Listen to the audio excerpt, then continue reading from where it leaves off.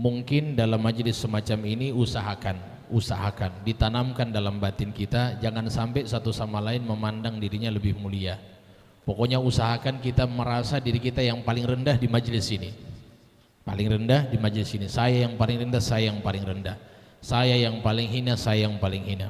Dan ini adalah amalan kaum solehin. Mereka tidak pernah memandang diri mereka memiliki keutamaan dari orang lain. Kalau kita baca bagaimana kaum solehin, bagaimana orang-orang soleh yang dekat dengan Allah seperti itu, seperti Al-Habib Abu Bakar Al-Adni. Al-Habib Abu Bakar Al-Adni ini beliau tidak pernah merasakan di dalam hatinya bahwasannya dia itu adalah orang yang lebih tinggi dari yang lain, dari makhluk yang Allah ciptakan. Bahkan kalau kita lihat banyak orang yang mengatakan saya ini sangat merendahkan hati saya merasa diri saya hina. Ini namanya bertawadu cuma dengan lisan biasanya. Habib Umar kemarin waktu Al-Fakir tidak pergi ke Malaysia, Habib Syauqi pergi ke Malaysia. Saya lihat lewat streaming. Habib Umar bilang sekarang banyak orang yang tawadunya di lisan. Tawadunya di lisan. Bilang apa? Saya ini memang tukang emosi, mengakui dosa, saya ini pendosa. Tiba-tiba kalau ada orang bilang, "Hei pendosa," kamu marah. Berarti bagaimana ini? Tawaduk dari mana berarti? Merasa diri pendosa, tapi kalau ada orang bilang kamu pendosa, dia marah. Ini bukan tawaduk yang sesungguhnya. Berarti dia marah, dia merasa dirinya itu bukan pendosa. Kalau memang pendosa, berarti dia harus akui dia adalah pendosa. Jangan hanya tawaduk lisan, tidak tawaduk di dalam hatinya. Justru itu hadirin yang dimuliakan Allah, sombong itu mengeluarkan semua amal yang baik itu semuanya dicabut sama Allah Ta'ala. Antum tahu Iblis ini orang paling top makhluk yang Allah ciptakan, yang ibadahnya luar biasa. Iblis ini ibadahnya sampai ribuan tahun, tidak pernah maksiat sama Allah. Maksiatnya cuma satu, sombong, gak mau sujud kepada Adam. Kalau kita baca dalam Al-Quran, ketika Allah perintahkan wa idh qala rabbuka lil malaikati isjudu li adama fasajadu illa Iblis, aba, gak mau dia. Allah suruh perintah, ayo Iblis sujud sama Adam, gak mau. Malaikat disuruh sujud, mau. Iblis gak mau, kenapa gak mau? Wastakbar, sombong, wa kana minal kafirin, termasuk orang kafir. Subhanallah, wah Iblis ini dilaknat sama Allah. Dilaknat sama Allah. Justru itu Al-Imam As-Suhaili beliau menyebutkan Iblis itu menangis 4 kali dalam hidupnya. Dikatakan ronna iblisu arba'ar ronnatin. Iblis itu nangisnya 4 kali selama dia hidup, selama setelah diciptakan sama Allah. Ronnatun hina lu'in. Tangisan pertama ketika dilaknat sama Allah, nangis iblis. Wa ronnatun hina uhbid. Dan tangisan kedua ketika diturunkan ke bumi. Kemudian yang ketiga, ronnatun hina wulida Rasulullah sallallahu alaihi wasallam. Ketika dilahirkan Nabi besar Muhammad sallallahu alaihi wasallam, nangis iblis. Kemudian yang keempat, hina unzilatil Fatihah, ketika Al-Fatihah diturunkan sama Allah. Jadi iblis itu ketika dilaknat sama Allah dia nangis. Nangis iblis. Tahu enggak kenapa iblis tidak mau sujud sama Adam? Ditanya sama Allah, "Wahai iblis, ma mana'aka alla tasjud id amartuk?" Kenapa kamu itu tidak sujud kepada Adam ketika aku perintahkan? Apa jawaban dari iblis? Ana khairum minhu. Aku lebih baik dari Adam, ngapain anak sujud sama dia? Khalaqtani min narin wa khalaqtahu min tin. Engkau ciptakan aku, materialnya anak ini lebih bagus dari Adam. Saya ini dari api wahai Allah, sedangkan Adam dari tanah. Ngapain saya sujud sama dia? Di situ Al-Imam Ja'far As-Shadiq beliau bilang awwalu man qas iblis. Makhluk yang pertama kali yang selalu membanding-bandingkan antara satu dengan yang lain adalah iblis. Jadi kalau ada yang bilang yang sekarang ini justru itu jangan selalu bilang ana. Ini ana khairum minhu, hada iblis. Ana khairum minhu, aku lebih baik dari Adam. Aku lebih mulia dari Adam. Iblis bilang. Ya, justru itu jangan sampai ini membeda-bedakan saya yang lebih awal di majelis Madinatul Habib. Ini kalian ini baru datang, baru orang-orang baru, kami adalah orang lama. Itu hati-hati lisan seperti itu. Berarti merasa dirinya terlalu lama dengan Habib Syauqi. Saya lebih lama dari Habib Syauqi. Yang masih baru-baru ini belum dapat keberkahan yang banyak daripada saya. Nah ini masih ada mungkin sepupuan sama iblis barangkali. Tidak bisa bilang ana khairum minhu. Justru itu hadirin yang dimuliakan Allah Ta'ala, justru itu bahasa Arab. Kalau kita lihat bahasa Arab, egois itu diambil dari kata ana, ananiyah. Anani itu artinya egois, diambil dari kata ana. ana.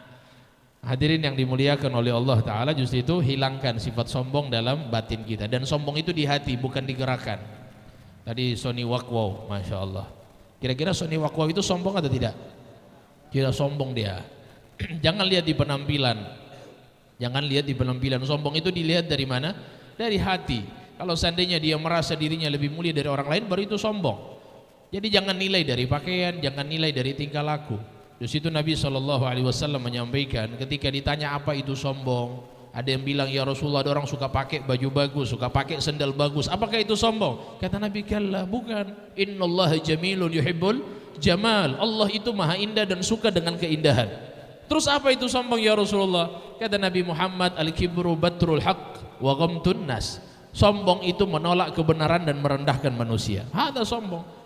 Jadi selama kita orang tidak merendahkan manusia, selama kita merasa diri kita rendah dari yang lain, maka kita bukan termasuk golongan yang sombong yang disampaikan oleh baginda Nabi besar Muhammad sallallahu alaihi wasallam.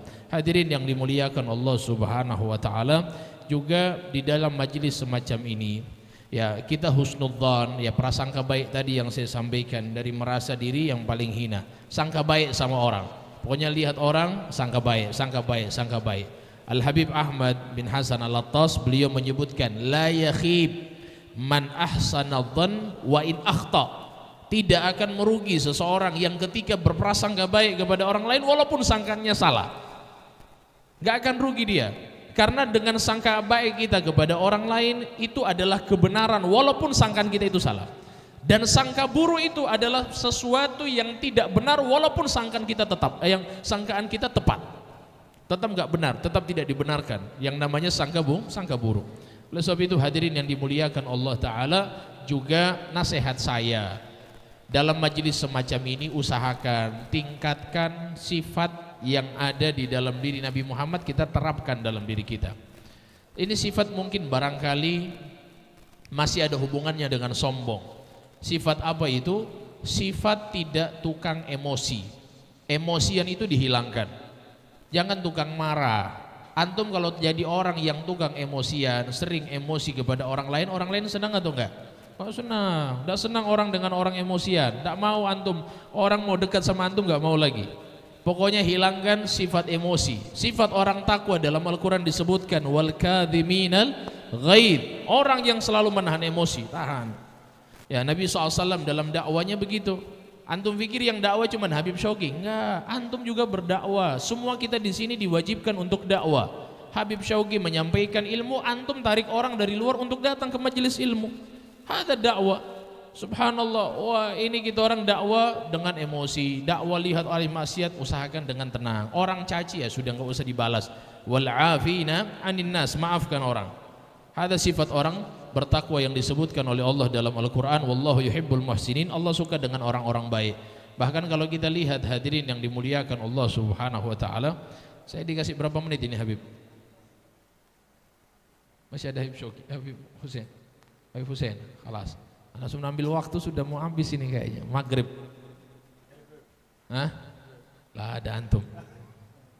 Subhanallah hadirin, saya kasih satu kisah. Ada Al-Imam Ali Zainal Abidin Ibn Al-Husain. Beliau adalah seorang tabi'in, cicit baginda Nabi. Al-Imam Ali Zainal Abidin Ibn Al-Husain Ibn Ali. Sayyidina Ali bin Abi Thalib nikah dengan Sayyidah Fatimah Zahra bintu Rasulullah sallallahu alaihi wasallam. Imam Ali Zainal Abidin satu waktu beliau salat di masjid. Kemudian ada orang satu datang ke masjid, wah dia salat.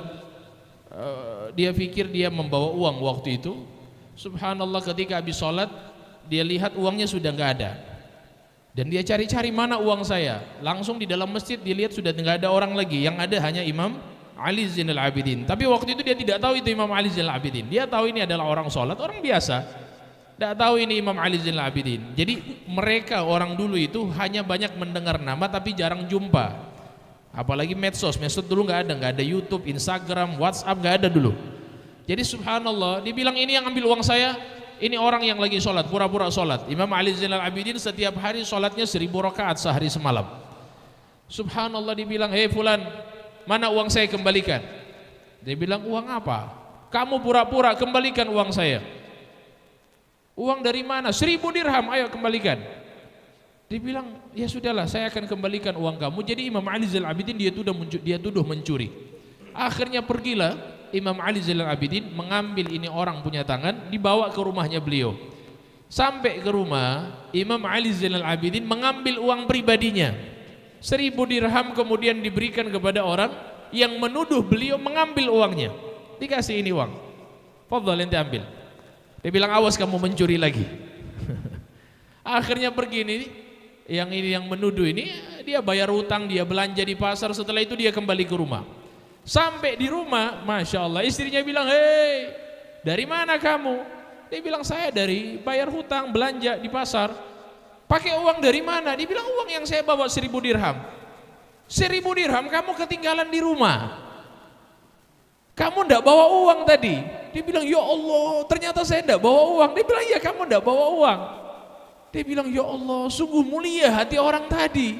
Akhirnya dia ambil uang 1000 dirhamnya, kemudian dia bawa di rumahnya Imam Ali Zainal Abidin. Sebelum masuk ke dalam rumahnya, akhirnya dia bilang, dia tanya sama jirannya, orang yang di samping rumahnya Imam Ali Zainal Abidin, ditanya, hei, wahai, kamu tahu ndak itu rumahnya siapa? Dia bilang, kamu ndak tahu, itu rumahnya Imam Ali Zainal Abidin Ibn Husain.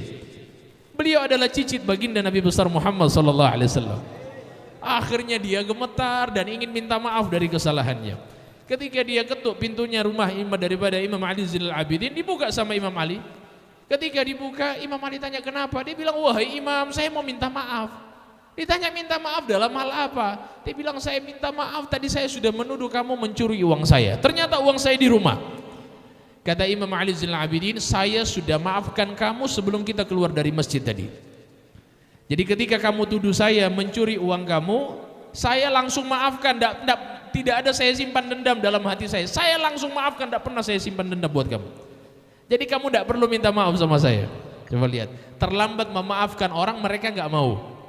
Akhirnya dia bilang, kalau begitu wahai Imam, saya akan kembalikan uang kamu 1000 dirham yang saya tadi ambil dan saya tuduh dari kamu yang mengambilnya.